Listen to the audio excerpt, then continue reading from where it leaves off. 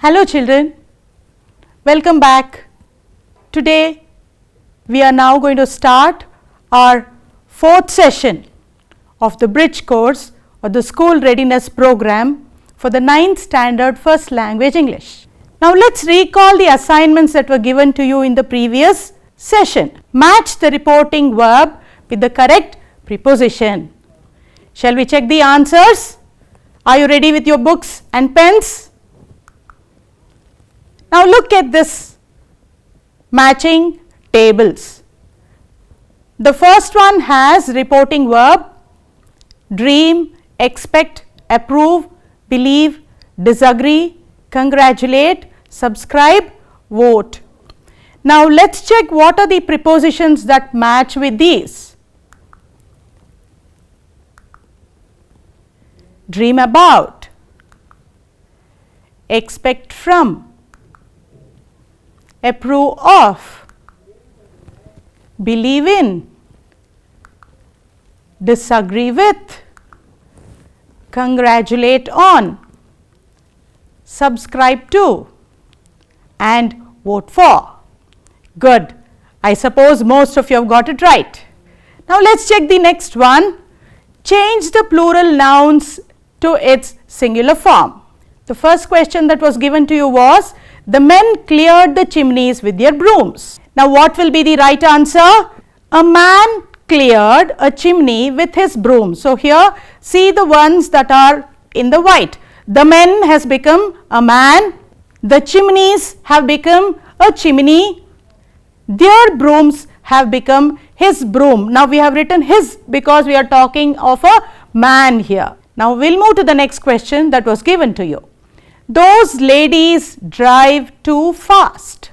The right answer is that lady drives too fast. Children, please note when you are changing it into the singular form, the verb drive will take the S form, which means it will become drives. So the sentence, the correct answer will be that lady drives too fast. The third question that was given to you.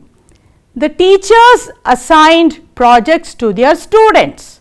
A teacher assigned a project. Projects will become a project to their students, to his or her student. Now please note that there we don't know whether the teacher is a male or a female. So here we have to either write it as his or her student. What was the next assignment given? Yes, to underline the adjectives in the following sentences. The first sentence that was given was, Mount Everest is the highest peak of the world. Yes, the right answer is highest. Now the second sentence that was given was, Raju is more intelligent than Ravi. Now what will be the answer? Very good, more intelligent. Now we'll move to the next question. It is a beautiful day. Yes, beautiful is the adjective in this sentence. Now here comes the last question that was given. This is my sweet home. We live happily here. Now the right answer is sweet. I hope children you have been enjoying these classes.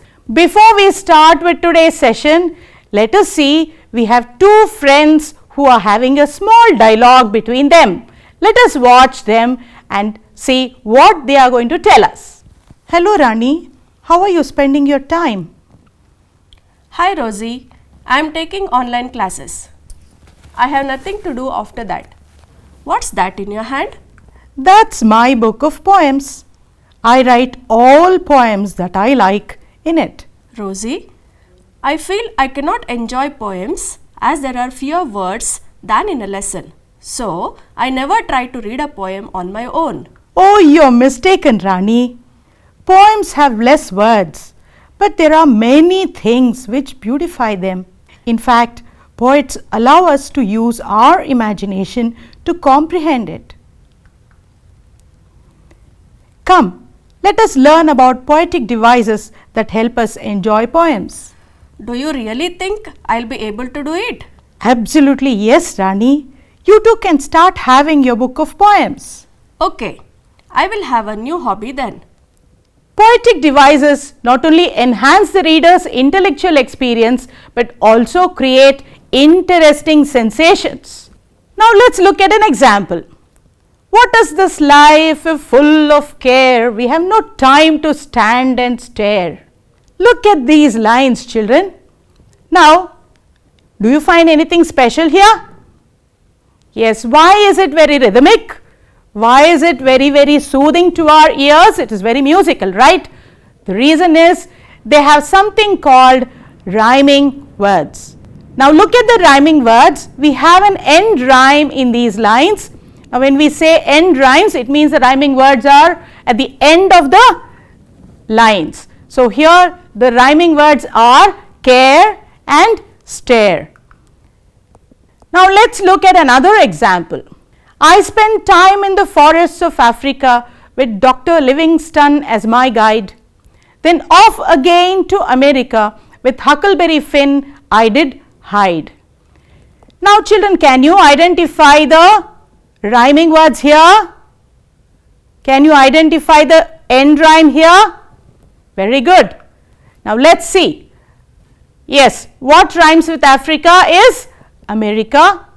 The word guide rhymes with the word hide. So I suppose you have understood rhyming words.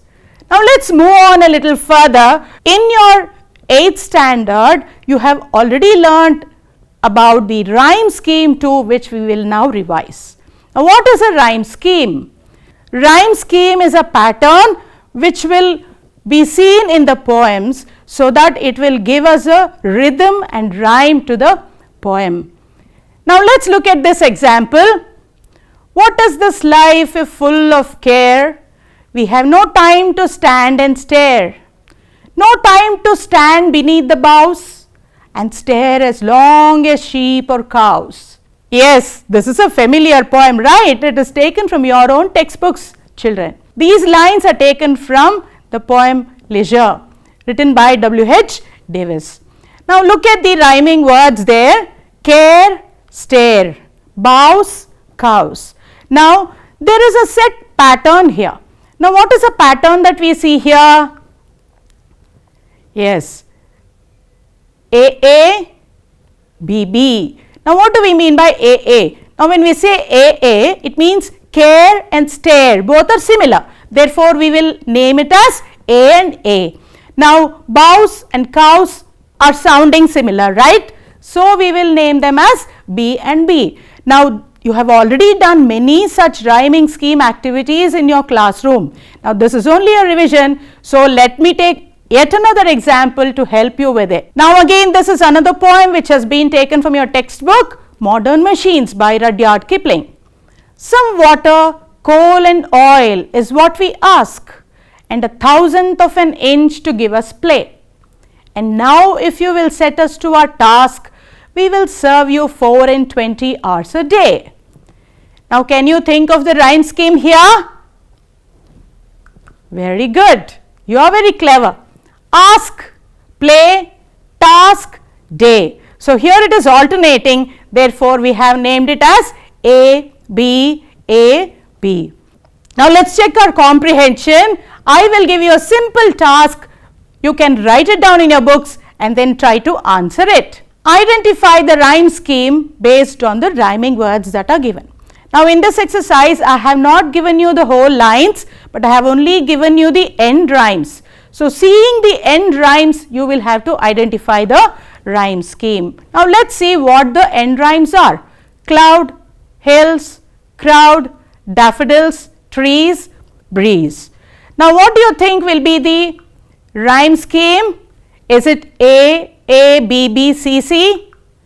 Is it A, B, C, C? Is it A, B, C, A, B, C? Or is it A, B, C, C, B, A? Yes, come on. Very good. It is A, B, C, C. Why is it A, B, C, C? Cloud rhymes with crowd. Hills rhyme with daffodils. Trees rhyme with breeze. So it is A, B, C, C. The word cloud rhymes with crowd The word hills rhyme with daffodils, trees rhyme with breeze. Therefore, the rhyme scheme will be AB, AB and CC. Are you with me, children? Now let's move to the next poetic device, figure of speech. Now in your classes, you have already studied about 4 different figures of speech. Can you tell me what they are? Yes, very good. Looks like you are very good and you remember very well. But let's revise them one by one. Now let's look into the first one, simile. Look at this example. She sways like a flower.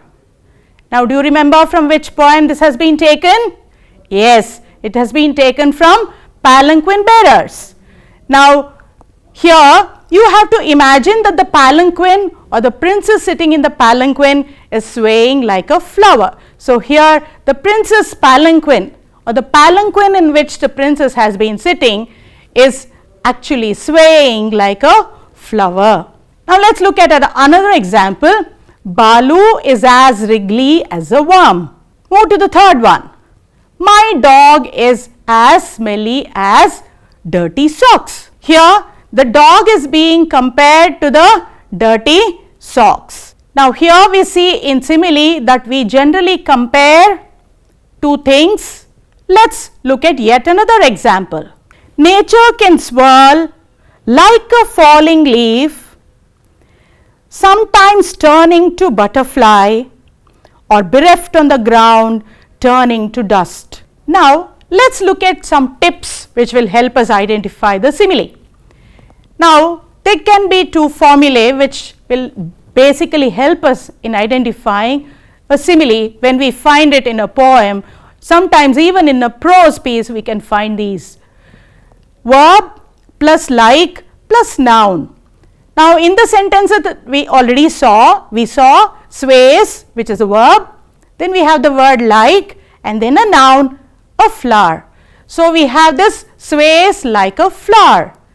And in the next example we saw the verb. In the next one we see wriggles like a worm. So here this is one example, one kind of formula that we can use in order to identify the simile. Now let's see what is the next way of identifying a simile. The next way of identifying a simile is by using a formula as adjective as noun. Now what do you mean by this? Now we saw as smelly as socks, as smelly as socks. You would have also heard of as cool as cucumber. Now you have an exercise in your textbook which will actually help you. Go back to your 8th standard textbooks and do that exercise so that it will really help you. So I suppose you are very clear with the understanding of how to identify similes using these 2 formulae. Let's move to the next figure of speech, metaphor. Now what is the difference between a simile and a metaphor? In both of these we use comparison, or we see that we compare 2 things in both the simile as well as the metaphor. Now let's understand what it is. A comparison in which one thing is said to be another is a metaphor. So what is metaphor? Metaphor is a comparison in which one thing is said to be another. Now here we have an example. Sometimes we say she is a walking dictionary. She is a walking dictionary. Now does it mean that she is a dictionary? No, it only means that we are not saying that she is like a walking dictionary, but on the other hand we are trying to superimpose the 2, that is her and the dictionary. We are trying to superimpose and we are trying to say that she herself is a walking dictionary. Yet another common example that you would have heard is Tippu is the tiger of Mysore. This doesn't mean that Tippu is a tiger. It only means that Tippu was like a tiger. Look at one more example of a metaphor. The student's mind is a bucket and the teacher pours in knowledge. Now this is a metaphor. Is the student's mind really a bucket? And does the teacher really pour knowledge?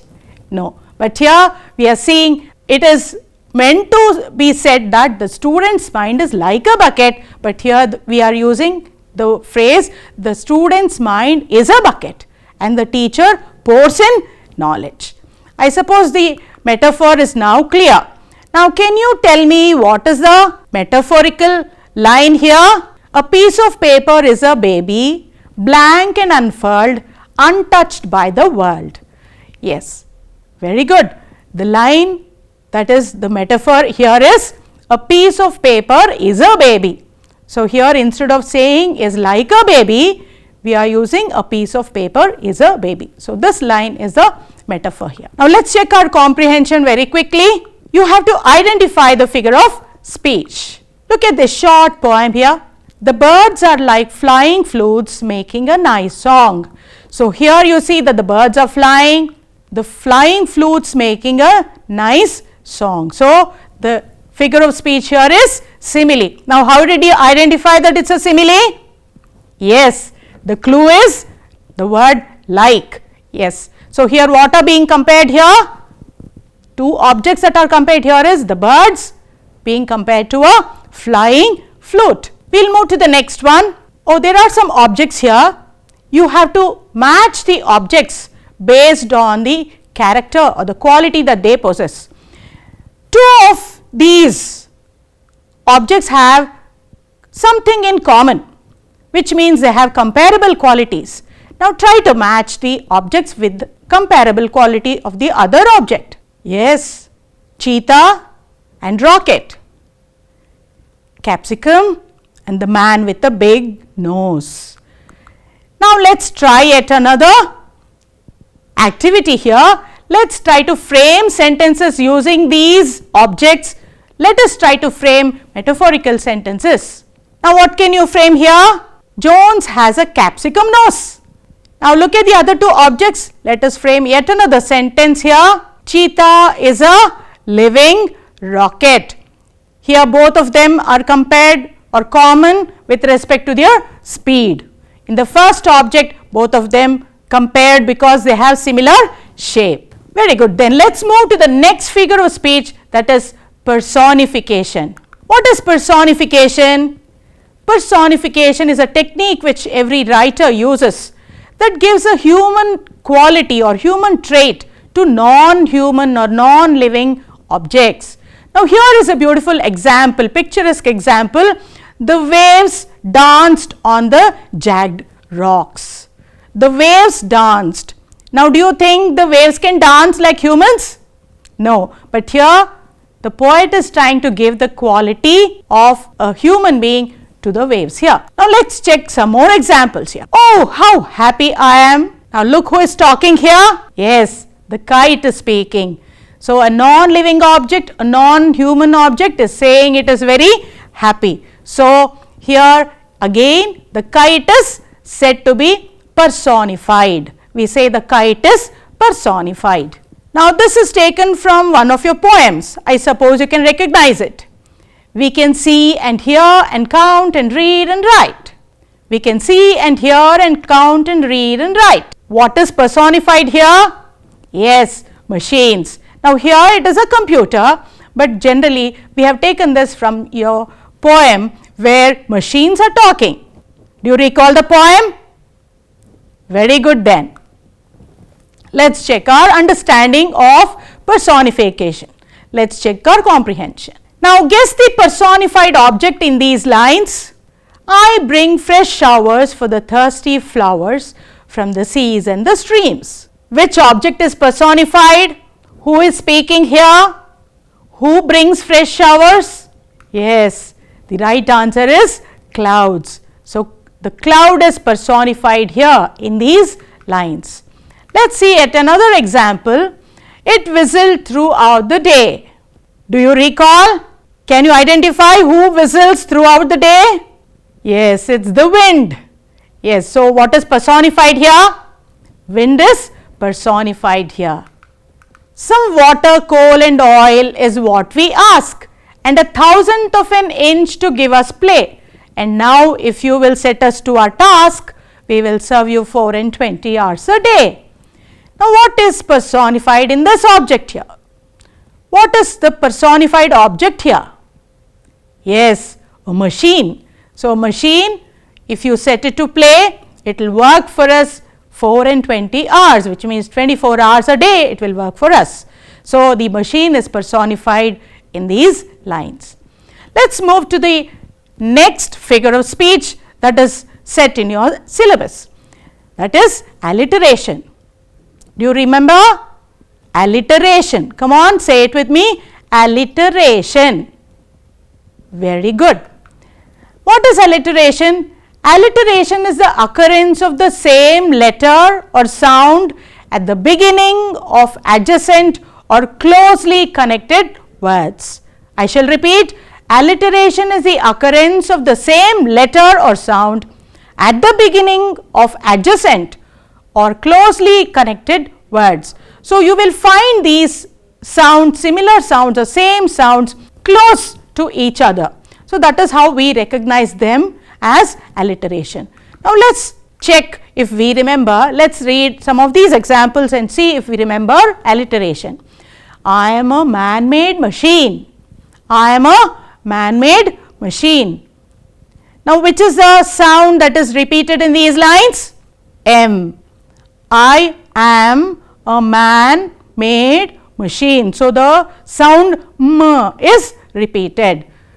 Now, let us move to the next one. Round the rugged rock, the rapid rodent ran. Now, what do you think is the repeated sound of the letter here? Good. R is repeated. Round, rugged, rock, rapid, rodent, ran. So, in all of these words you have the R sound which is being repeated.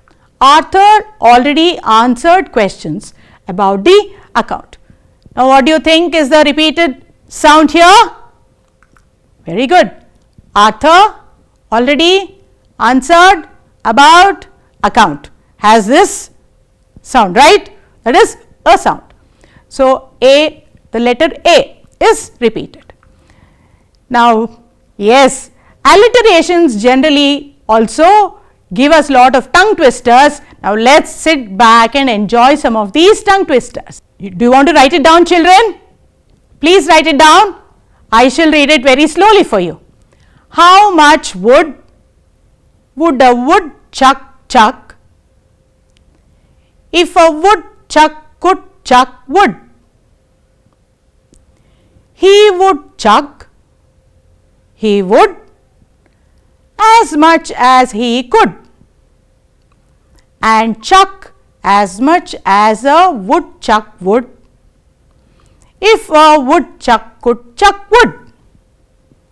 Yes, now I shall read it a little faster. See if you can practice it and play with your friends. How much wood would a woodchuck chuck if a woodchuck could chuck wood? He would chuck, he would, as much as he could, and chuck as much as a woodchuck would if a woodchuck could chuck wood. You enjoyed it, children, right? Now, let us go back and check our comprehension of the alliteration. Now, what should you do now? You have to identify the repeated sounds in these short lines of the poems. Laughing lions laugh like jumping jaguars on top of talking trees. When the talking trees start talking, the joking jaguars fall off. Could you make out? Yes. We have the repeated sounds of L, T and J in these lines. Now, sit back and underline the repeated sounds here. Okay, L, T and J. Let us move to yet another poetic device, theme and the mood. Now, why did I take these two together? These two have been taken together because they reinforce each other, they help each other. The theme helps us to gain the mood helps us to understand the theme. So, let us know what are these two. Theme is the meaning or the central idea of the poem. Mood is a particular feeling, particular emotion which is evoked when we read a poem. It is a emotion which is evoked in the reader, or sometimes when you listen to a poem, you become the listener there. So, both theme and mood reinforce each other. Now, let us look at some of the examples of the mood. Now there are a lots of them, but it's very difficult to bring in everything here. So I have taken a few of it which have been incorporated in your textbooks. So the first is a reflective mode. Now what do you mean by reflective mode? Here it means that the poet is actually reflecting, he is introspecting. Now the second one is cheerful or a happy mode. So when you read this poem, you will say, I felt very happy reading this poem. Now the third one is lonely. Next one is hopeful, calm, idyllic. Now what is idyllic? It means you are talking about nature. Mysterious. Yes, some of the poems can be mysterious. The next is humorous, something which will have some jokes which will make you laugh. Yes, yet another one is angry. It can generate angry mood, or sometimes a poet might be in a very angry mood. When you read the poem, you might sense the anger of the poet in the poem. Now let's quickly look into identifying the mood of the given lines. Gaily, oh gaily, we glide and we sing. We bear her along like a pearl on a string. Now this is again taken from the poem Palanquin Bearers, written by Sarojini Naidu. Now gaily, oh gaily, so these two words says that they are happily trying to sing and they are taking the princess in her palanquin. So what is the mood here? Very good, they are in a cheerful mood. Now let's move to the next one. Now what are the different types of themes we find in poems? It can be love of nature, it can be a war poem, it can be a historical poem, it can be a spiritual based or a spirituality based poem, it can be a poem based on sports, it can be a poem on death, it can be humorous. This is only a very short list of themes that I have mentioned here. So let's try to identify the theme here. If I were hanged on the highest hill, mother o' mine, oh mother o' mine, I know whose love would follow me still. Mother of mine, oh mother of mine. Now what do you think is the theme that the poet is trying to bring out here? Very good, it's a mother's love. Now let's move to yet another poetic device, the imagery. Now what is an imagery? It is a technique which most poets use to paint a picture in a reader's mind. Yes, to paint a picture in a reader's mind. Yes, that is imagery. Now when you read certain poems, you will feel that yes, I can really feel it, I can feel the picture in my mind. Let us see what the poet does in order to bring out the beauty through the imagery. He uses hearing words, sight words, feeling words, gustatory words and smelling words. Now since I cannot take all the examples, let me take you to one of the examples which will help us understand. Try to identify what kind of a picture comes in your mind. I wandered lonely as a cloud that floats on high over vales and hills, when all at once I saw a crowd, a host of golden daffodils. Here it is as if the cloud is saying that it was moving over the mountains and hills, and all of a sudden it saw beautiful golden colored daffodils down on the earth. So now this is the picture that the poet is trying to create. In today's class we have learnt about rhyme scheme, figures of speech, imagery, mood and theme. Children, today I am not going to give you any special assignment for this session, but there is a overall bridge course assessment sheet. Now you can download the assessment sheet from the DSCRT website. Now the assessment sheet will be available at the following link. You can click on the link to get the assessment sheet. Now what should you do? Download the question paper, answer all the questions and submit your answers to your respective subject teacher. Are you through? Yes. Have a nice time. Thank you.